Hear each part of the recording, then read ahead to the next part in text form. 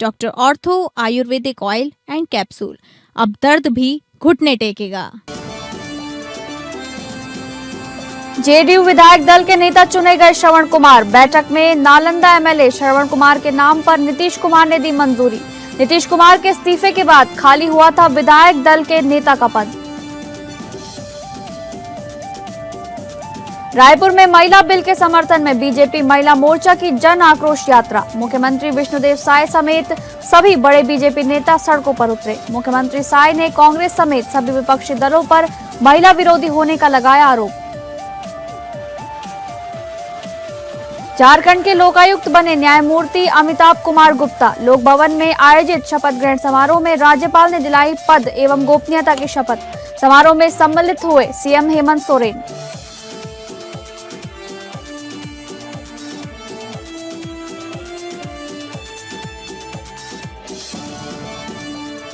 नमस्कार, आप सभी का स्वागत है स्टेट लाइव में। मैं हूं आपके साथ शालिनी राणा। शुरुआत करेंगे स्टेट लाइव की बिहार की खबरों से। नालंदा एमएलए श्रवण कुमार जदयू विधायक दल के नेता चुने गए हैं। पूर्व मुख्यमंत्री नीतीश कुमार की मंजूरी के बाद उनके नाम को विधानसभा भेजा गया। विधानसभा की ओर से नोटिफिकेशन जारी कर दिया गया है। दरअसल नीतीश कुमार के इस्तीफे के बाद विधायक दल के नेता का पद खाली था। इसको लेकर सीएम हाउस में जदयू नेताओं की बैठक हुई थी। बताया जा रहा है कि श्रवण कुमार को जदयू विधायकों ने नेता चुन लिया था। इसके बाद पार्टी के शीर्ष नेतृत्व ने भी इस फैसले पर मुहर लगा दी। बता दें, 3 दिन पहले बिहार सरकार ने पूर्व मंत्री श्रवण कुमार की सुरक्षा को बढ़ाते हुए उन्हें Y+ श्रेणी की सुरक्षा प्रदान की है। इस बीच नीतीश कुमार के बेटे निशांत कुमार जेडीयू कार्यालय पहुंचे हैं। कार्यालय में कार्यकर्ताओं से मुलाकात कर रहे हैं। श्रवण कुमार को विधायक दल का नेता चुने जाने पर निशांत ने कहा, अच्छा है, उन्हें मैं बधाई देता हूं। सीएम हाउस में रविवार को जदयू विधायकों की बैठक हुई। ये बैठक पूर्व मुख्यमंत्री नीतीश कुमार की अध्यक्षता में हुई, जिसमें 2030 तक 200 सीटें जीतने का लक्ष्य रखा गया। 90 मिनट चली बैठक में नीतीश कुमार ने कहा, मैं पूरे बिहार का दौरा करूंगा, आप लोग चिंता मत कीजिए, सब अच्छा होगा। मैं जैसे पहले काम करता था वैसे ही काम करता रहूंगा। हालांकि निशांत कुमार को लेकर कोई चर्चा नहीं हुई।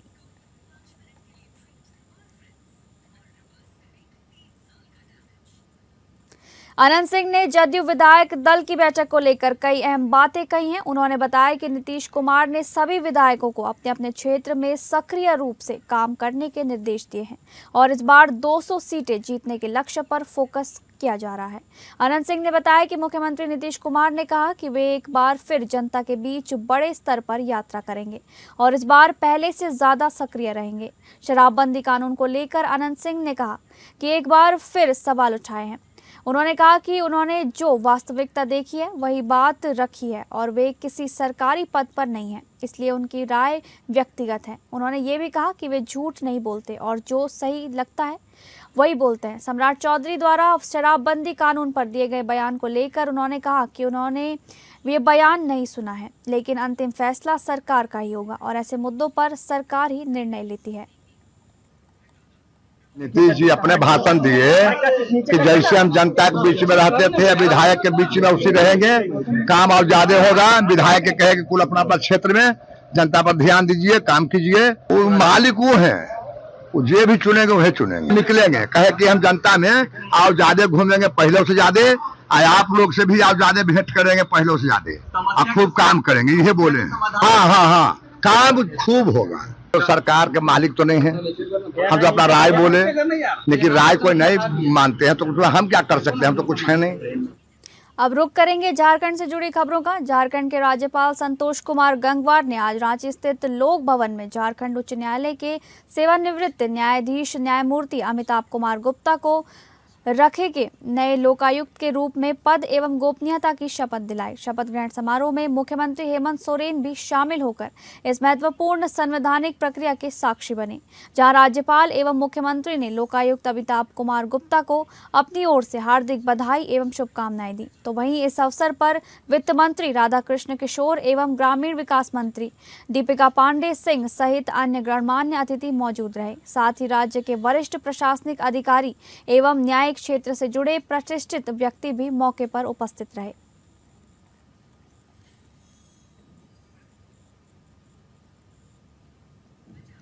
रांची स्थित भाजपा प्रदेश कार्यालय में कल फुसरो की वार्ड पार्षद एवं कांग्रेस नेत्री रश्मि सिंह ने प्रदेश अध्यक्ष आदित्य साहू की उपस्थिति में अपने हजारों समर्थकों के साथ बीजेपी में शामिल होकर झारखंड प्रदेश कांग्रेस को बड़ा झटका दे दिया है। इस दौरान हमारी संवाददाता तृप्ति सिंह से बातचीत करते हुए उन्होंने बेरमो के विधायक जयमंगल सिंह पर निशाना साधते हुए चेतावनी भरे लहजे में उनके व्यवहार को लेकर एक बड़ी नसीहत भी दे डाली है। आज राजधानी रांची स्थित प्रदेश भाजपा कार्यालय में एक बार फिर पार्टी का विस्तार हुआ है और इस बार बेनो से जो रश्मि सिंह है उन्होंने भाजपा में शामिल होने का फैसला लिया। आज प्रदेश अध्यक्ष आदित्य प्रसाद साहू की मौजूदगी में उन्होंने भाजपा की सदस्यता ग्रहण की। उनके साथ सैकड़ों और भी कार्यकर्ता पार्टी में शामिल हुए। सबसे पहले उन्हीं से जानेंगे ये उन्होंने जो फैसला लिया पार्टी में आने का, इसके पीछे का कारण। देखिए, भारतीय जनता पार्टी से लगाव तो शुरू से था, लेकिन पारिवारिक के चलते हम लोग उसको ढो रहे थे, यही कह सकते हैं। क्या कारण था कि आपने परिवार को छोड़ा और इस तरीके से परिवार जो कांग्रेस के समर्थन रही आपने भाजपा को ज्वाइन किया? देखिए, वहां पे ऐसा कुछ नहीं है था। वहां पे सांसद में हम लोग रविंद्र पांडे को देते थे वोट और ये विधायक में हम लोग कुमार जयमंगल सिंह को देते थे और राजेंद्र सिंह को देते थे। आपने बड़ी बात आज कही सदस्य ग्रहण करने के बाद कि आगामी विधानसभा चुनाव जब यहाँ झारखंड में होंगे तो बोकारो में सत्ता पलटने के लिए भाजपा का परचम लहराएंगी, उसमें आप पूरा मदद करेंगी। तो आप क्या संदेश देना चाहेंगी जयमंगल सिंह के लिए? मैं बोलूंगी कि अभी भी आप अपने व्यवहार में चेंजेस लाइए, नहीं तो आगे कितने रश्मि सिंह आपको बेरमो में नजर आएंगे। तो सुना आपने किस तरीके से यहाँ पर रश्मि सिंह ने अपनी बात रखी है और तमाम कार्यकर्ताओं के साथ वो भाजपा का सदस्यता ग्रहण करने के बाद इस वक्त बड़े संदेश देते नजर आए। इस वक्त काफी बड़ी बात उन्होंने कही है। कांग्रेस विधायक जयमंगल सिंह को भी उन्होंने संदेश भेजा है। कहीं ना कहीं उनके व्यवहार में बदलाव को लेकर उन्होंने सलाह दी। देखने वाली बात होगी क्या होगा आगे। फिलहाल भाजपा को लेकर रश्मि सिंह हमारे बीच जो नजर आई बातचीत करते हुए। हमारे सहयोगी दीपक के साथ एपीएन न्यूज से मैं तृप्ति यहीं से रांची से। नमस्कार। बेरमो विधायक अनूप सिंह की भतीजी रश्मि सिंह के भाजपा में शामिल होने पर राज्यसभा सांसद सह झारखंड प्रदेश भाजपा के अध्यक्ष आदित्य प्रसाद साहू ने जमकर कांग्रेस पर निशाना साधा और कहा कि बीजेपी कार्यकर्ताओं की पार्टी है, ये किसी परिवार या व्यक्ति के इशारों पर नहीं चलती है। दरअसल कल पार्टी कार्यालय में एक कार्यक्रम को संबोधित करते हुए आदित्य साहू ने राज्य के मुख्यमंत्री और इंडी गठबंधन के सभी दलों पर भी जमकर प्रहार करते हुए कहा कि मुख्यमंत्री हेमंत सोरेन पूरी कैबिनेट के साथ असम और पश्चिम बंगाल में चुनाव प्रचार करने के लिए जाते हैं, लेकिन झारखंड में रहने वाले गरीब, असहाय और वंचितों के दर्द को सुनने का समय नहीं है। इसके साथ ही आदित्य साहू ने आरोप लगाया कि झारखंड के पैसे का इस्तेमाल करके झामुमो के सुप्रीमो दूसरे राज्यों में भीड़ जुटा रहे हैं और चुनावी भाषण देते हैं। वहीं आपको बता दें कि समारोह में बड़ी संख्या में लोगों ने मिस कॉल के माध्यम से बीजेपी की ऑनलाइन सदस्यता भी ग्रहण की, जिस पर प्रदेश अध्यक्ष ने कहा कि भाजपा की नीतियों और केंद्र सरकार के विकास कार्यों से प्रभावित होकर लोग तेजी से पार्टी से जुड़ रहे हैं। ऐसा है, इस देश में आप जरा याद करें सुप्री कि एक समय था एक तरफा सीट कांग्रेस जीतती थी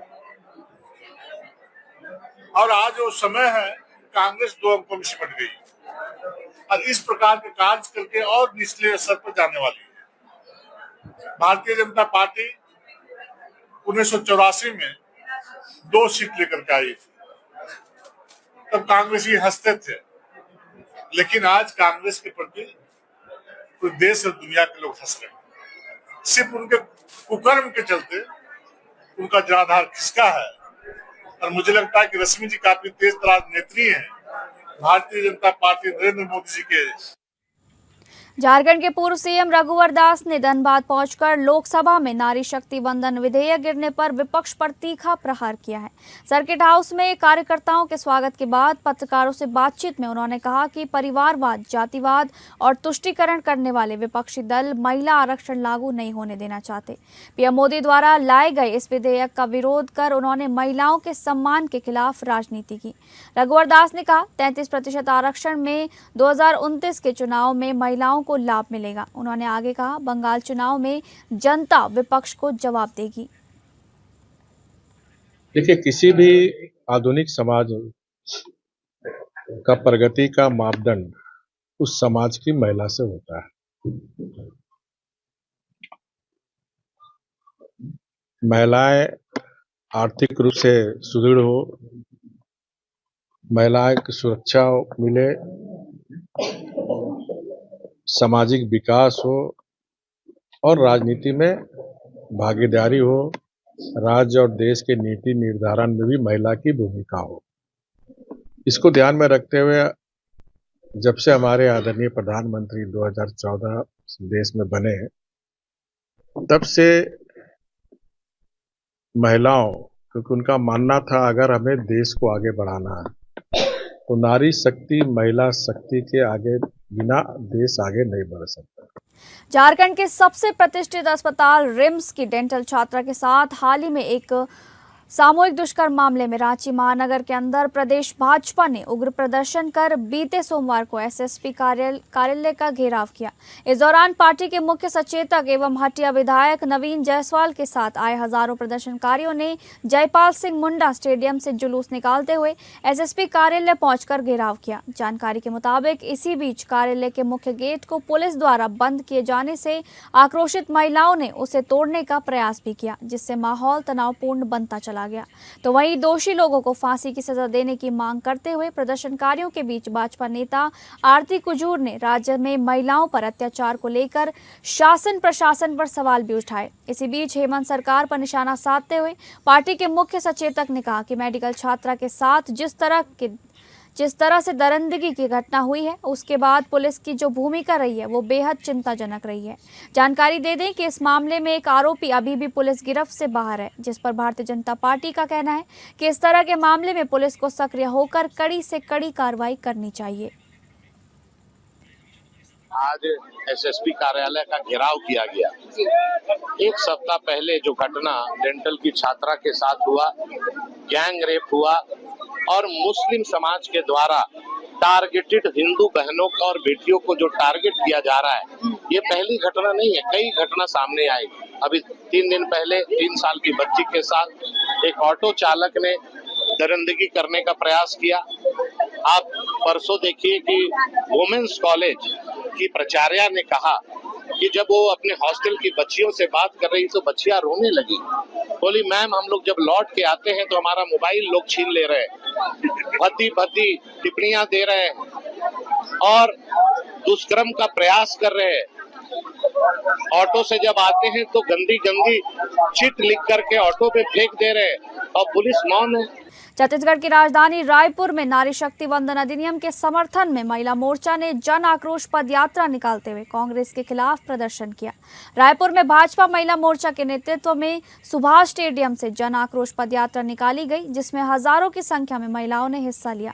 पद यात्रा के दौरान कांग्रेस के विरोध में पुतला दहन भी किया गया। कार्यक्रम को संबोधित करते हुए मुख्यमंत्री विष्णुदेव साय ने कांग्रेस और विपक्षी दलों पर महिला विरोधी होने का आरोप लगाया। वहीं भाजपा प्रदेश अध्यक्ष किरण देव ने कहा कि कांग्रेस महिलाओं को केवल वोट बैंक मानती रही है। भाजपा के राष्ट्रीय उपाध्यक्ष सरोज पांडे ने कहा कि महिला आरक्षण का विरोध कर विपक्ष ने महिलाओं के अधिकारों को रोकने का काम किया है। उप मुख्यमंत्री अरुण साव ने भी कांग्रेस पर निशाना साधते हुए कहा कि पार्टी महिलाओं को नेतृत्व में आगे नहीं आने देना चाहती। कार्यक्रम में केंद्रीय राज्य मंत्री तोखन साहू सहित कई जनप्रतिनिधि और बड़ी संख्या में महिलाएं मौजूद रहीं।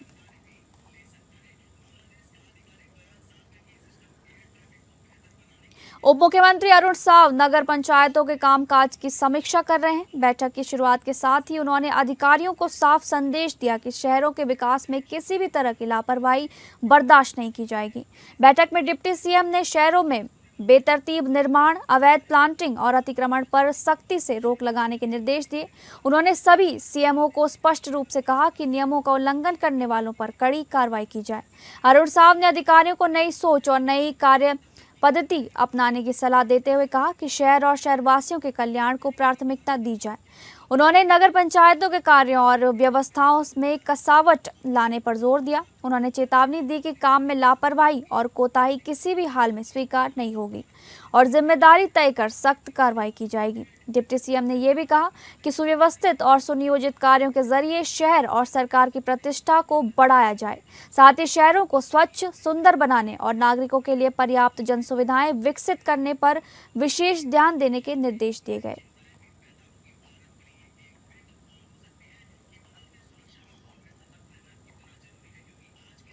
अब रुक करेंगे मध्य प्रदेश से जुड़ी खबरों का। नर्मदापुरम में एक शादी समारोह उस वक्त मातम में बदल गया जब मामूली विवाद ने हिंसक रूप ले लिया। चाकूबाजी की इस वारदात में एक व्यक्ति की मौत हो गई, जबकि एक पुलिस आरक्षक समेत 6 लोग गंभीर रूप से घायल बताए जा रहे हैं। आरोपियों के हौसले इतने बुलंद थे कि उन्होंने पुलिस टीम पर भी हमला कर दिया। आरोपियों ने चाकू से ताबड़तोड़ हमला करा, जिसमें एक व्यक्ति की मौत हो गई, जबकि 6 लोग गंभीर रूप से घायल हो गए। घटना की सूचना मिलते ही पुलिस मौके पर पहुंची, लेकिन हमलावरों ने पुलिस पर भी हमला कर दिया। घटना का वीडियो भी सामने आया है, जिसमें आरोपी हथियार लहराते नजर आ रहे हैं। पुलिस ने मामला दर्ज कर आरोपियों की गिरफ्तारी के लिए 2 टीमें गठित कर दी हैं और उनकी तलाश तेज कर दी है। इलाके में घटना के बाद से दहशत का माहौल बना हुआ है। घटना तो क्या, हमारे यहाँ शादी ब्याह था, सब लोग खाना खा रहे थे। खाना खा सब लोग बैठे थे खाना खाने, ऐसे ही सब भाई बहन बैठे थे। तो ये चाचा आए दारू पी के, घर में आके गाली गलौज करने लग गए। तब हमने मना बोला कि गाली वाली मत, तो हमारा शादी ब्याह वाला घर है, आप जाओ। तो वो हमें भी फिर गाली देने लग गए। पहले आया वो शुरू, तो दारू पी एक ले आया था वो पापा, वो छोरा का। वो तो हमने सोची ना से जब कब चल जा ब्याह वाला काम है, अच्छो नहीं लगे अपन के। तो हमने भैया उनसे बोली तुम अंदर कमरा में चल जा, तुम मत बोलो। मैं गोविंद कीर हूँ सर, और जो मारने वाला है वो हमारा मतलब मामा जी के परिवार का लड़का है। वो मामा जी लगते हैं मतलब हमारे। और वो अचानक इनके 5-10 साल से मतलब बहुत कम आना जाना था इनका। अब बात करेंगे महाराष्ट्र से जुड़ी खबरों की। भारतीय जनता पार्टी की कल्याण जिला संगठन की नई कार्यकारिणी की घोषणा की गई है। पार्टी नेतृत्व ने संगठन को मजबूती प्रदान करने और 2029 के आम चुनावों को मद्देनजर रखते हुए नई टीम को जिम्मेदारी सौंपी है। जिलाध्यक्ष के रूप में नंदकिशोर परब को कमान दी गई है, जबकि उपाध्यक्ष पद पर अभिमन्यु गायकवाड़, सुभाष मस्के, मनोज राय, संजय मोरे, प्रदीप चौधरी, जितेंद्र बोयर और संजय अदक को नियुक्त किया गया है। वहीं महासचिव के रूप में रवि सिंह ठाकुर, निखिल चौहान, अभिजीत करंजुले और संदीप माली को जिम्मेदारी दी गई है। कोषाध्यक्ष पद पर दिनेश दुबे और कार्यालय सचिव के रूप में आनंद देशपांडे की नियुक्ति की गई है। इसके साथ ही विभिन्न मोर्चों पर प्रकोष्ठों के अध्यक्षों व संयोजकों की भी घोषणा की गई है। महिला मोर्चा की जिम्मेदारी अर्चना सूर्यवंशी, युवा मोर्चा की कमान विक्रम तरे और किसान मोर्चा का नेतृत्व श्याम पाटिल को सौंपी गई है। पार्टी ने उत्तर भारतीय प्रकोष्ठ व्यापारी, उद्योग, सोशल मीडिया, IT, चिकित्सा, विधि, सहकार, मछुआरा, रेलवे यात्री सहित कई सेल और आघाड़ियों के संयोजकों की भी नियुक्ति कर संगठन का विस्तार किया है। भाजपा कल्याण जिलाध्यक्ष नंदू जोशी का कहना है कि नई कार्यकारिणी के जरिए संगठन को जमीनी स्तर पर और मजबूत किया जाएगा।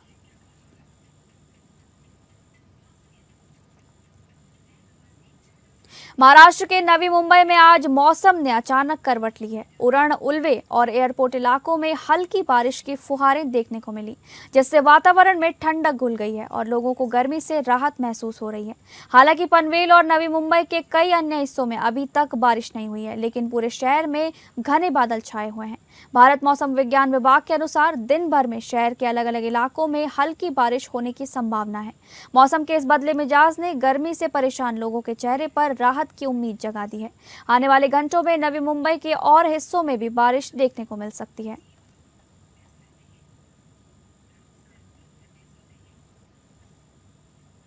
गर्मियों की शुरुआत के साथ आग लगने की घटनाएं लगातार बढ़ती जा रही हैं। ताजा मामला भिवंडी से सामने आया है, जहां एक केमिकल फैक्ट्री और तेल गोदाम में भीषण आग लग गई।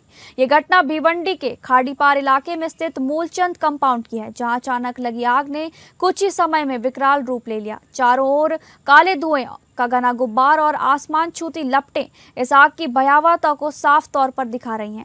आग इतनी तेजी से फैली कि देखते ही देखते पूरा गोदाम इसकी चपेट में आ गया और लाखों रुपए का सामान जलकर राख हो गया।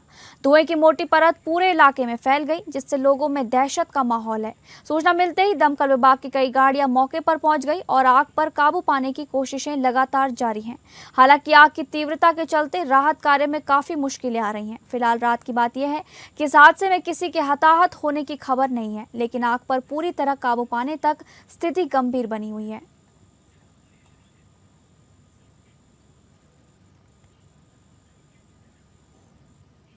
बात करेंगे पंजाब से जुड़ी खबर की। सालाना बेच में हुई एक दुखद घटना में ट्रैक्टर चला रहे एक युवा किसान की गेहूं की आग बुझाते समय मौत हो गई, जिससे पूरे गांव में शोक की लहर दौड़ गई।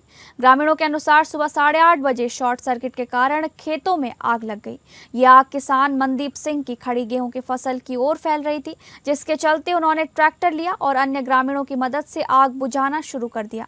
इसी दौरान जब ट्रैक्टर चला रहे मनदीप सिंह ने आग बुझाते समय अपनी गेहूं की फसल को जलते देखा तो उन्होंने धुएं की परवाह किए बिना आग बुझाना जारी रखा। आग बुझाते समय अपनी फसल बचाने की कोशिश में धुएं की चपेट में आने से वे घबरा गए और उन्हें दिल का दौरा पड़ गया। ग्रामीणों ने मौके पर ही किसान मनदीप सिंह को बचाने की कोशिश की और तुरंत इलाज के लिए अस्पताल ले गए, लेकिन तब तक उनकी मौत हो चुकी थी। गेहूं को आग से बचाने के दौरान किसान मनदीप सिंह की मौत की खबर मिलते ही भारतीय किसान यूनियन राजेवाल के उपाध्यक्ष सुखविंदर सिंह भटियान भी मौके पर पहुंच गए। परिवार के प्रति गहरी संवेदना व्यक्त करते हुए उन्होंने सरकार से ये भी मांग की है कि इस दुखद घटना में किसान मनदीप सिंह की मौत अत्यंत दुर्भाग्यपूर्ण है और उनके परिवार को अधिकतम मुआवजा दिया जाना चाहिए।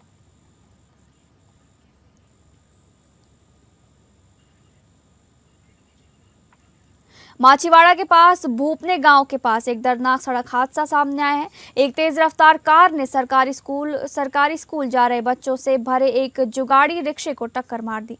इस हादसे में लगभग 10 से 15 बच्चे घायल हो गए हैं, जिनमें से 4-5 बच्चों के शरीर के अलग अलग हिस्सों में फ्रैक्चर हुआ है और उनकी हालत गंभीर बताई जा रही है। घायल बच्चों को तुरंत पास के अस्पताल में भर्ती कराया गया है। गाड़ी का ड्राइवर मौके से भागने में कामयाब रहा है। भर्ती कराए गए कुछ बच्चों को गंभीर फ्रैक्चर हुआ है। पुलिस मामले की जांच कर रही है और कार चालक के खिलाफ उचित कानूनी कार्रवाई की जा रही है। इस दुर्घटना ने एक बार फिर सड़क सुरक्षा और स्कूली बच्चों के लिए सुरक्षित परिवहन के साधनों को लेकर सवाल खड़े कर दिए हैं।